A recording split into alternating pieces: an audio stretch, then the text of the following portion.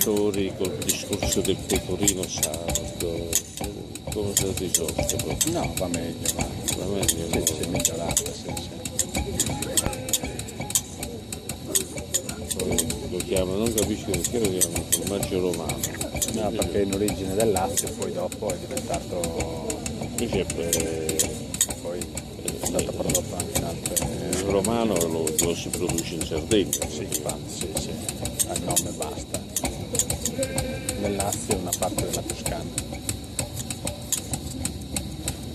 Si produce anche nel Lazio in parte. Sì.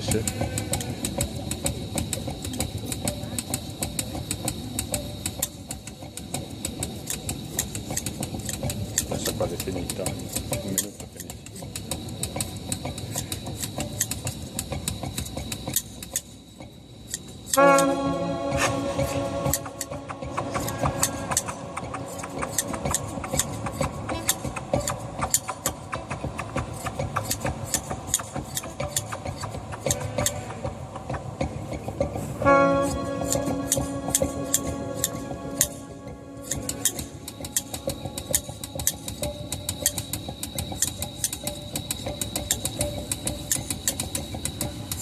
Neanche essere esperte per non tagliarlo, basta proprio questo. Sì,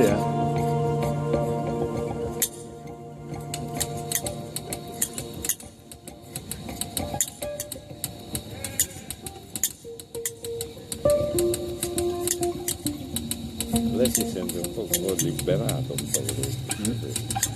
La prego, si sente un po' liberato. sono circa 2 kg,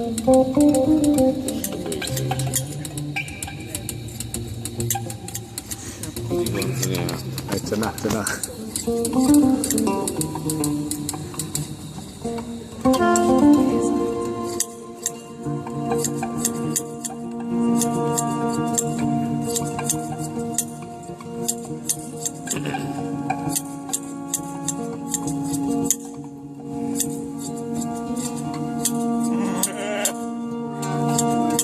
Quasi finito.